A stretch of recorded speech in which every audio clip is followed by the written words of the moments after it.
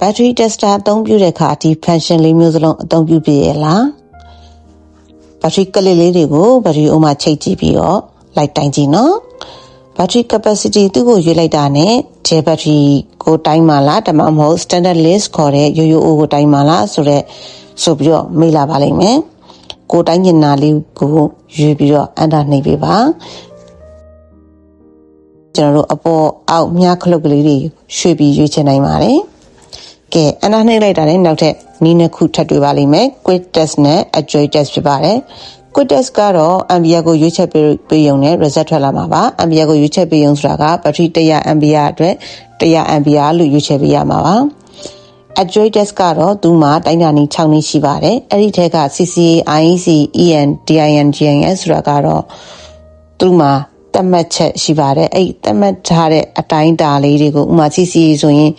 45အထူးအတွက်ဘယ်လောက် CCA ရှိတယ်ဆိုတာမျိုးပေါ့နော်အဲ့သတ်မှတ်ချက်ကလေးတွေကိုသိချင်တယ်ဆိုရင်တော့ကျွန်တော်တို့ manual ပုံမှာကြည့်နိုင်ပါတယ်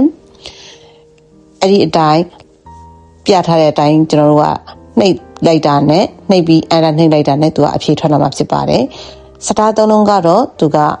တခါတည်းနဲ့အဖြေပေါ်ပါတယ်ဘာမှထပ်နှိပ်စရာမလိုတော့ပါဘူးစတားသုံးလုံးကိုရွေးချယ်ပြီးအန်တာနှိပ်လိုက်တာနဲ့လေဒါပေမဲ့ resistance တော့မပေါ်နိုင်ပါဘူးစိုင်းသမားတွေအတွက်အကြံပေးရရင်တော့ကျွန်တော်တို့စတားသုံးလုံးနဲ့တိုင်းတာကပို့ပြီးအဆင်ပြေပါတယ်ဒီ battery tester ကပြင်ပက battery အားကိုယူပြီးတော့တိုင်းတာဖြစ်တဲ့အတွက်သူ့မှာပြတ်နိုင်တာကဒီ screen ရဲ့ပြီးတော့ခလုတ်ကလေးတွေရဲ့ပါဒီလိုမျိုးခဏနှိပ်တာများတယ်ဆိုရင်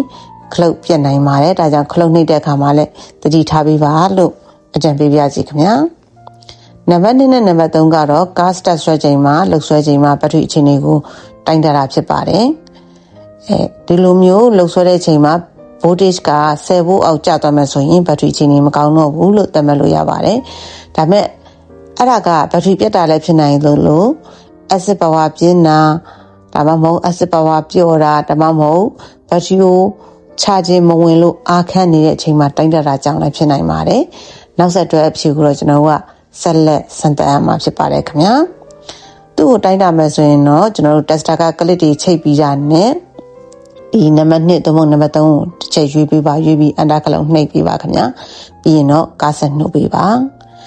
နံပါတ်4ကတော့ charge system ဖြစ်ပါတယ်ဒါကတော့ battery ကိုအားဝင်မဝင်တိုင်းတာဖြစ်ပါတယ်ဘက်ထရီအပေါင်းတို့ငုံမှာ tester ကိုချိတ်ထားပြီးတော့နံပါတ်4ဖြစ်တဲ့ charge system ကိုရွေးပါအန်တာတစ်ချက်နှိပ်ပါပြီးရင်တော့ကားကို lever နှိပ်ခိုင်းကြည့်ပါခင်ဗျာ lever နှိပ်တဲ့ချိန်မှာ charging ဘယ်လောက်ဝင်လဲပုံမှန်ဆိုဘယ်လောက်လဲတိုင်းတာနိုင်ပါတယ် lever နှိပ်တဲ့ချိန်မှာဘက်ထရီဘိုးကမူလထက်တက်မလာဘူးဆိုရင်တော့ charging system ပြဿနာရှိတယ်လို့အကြံပြဆုံးဖြတ်နိုင်ပါတယ်ခင်ဗျာ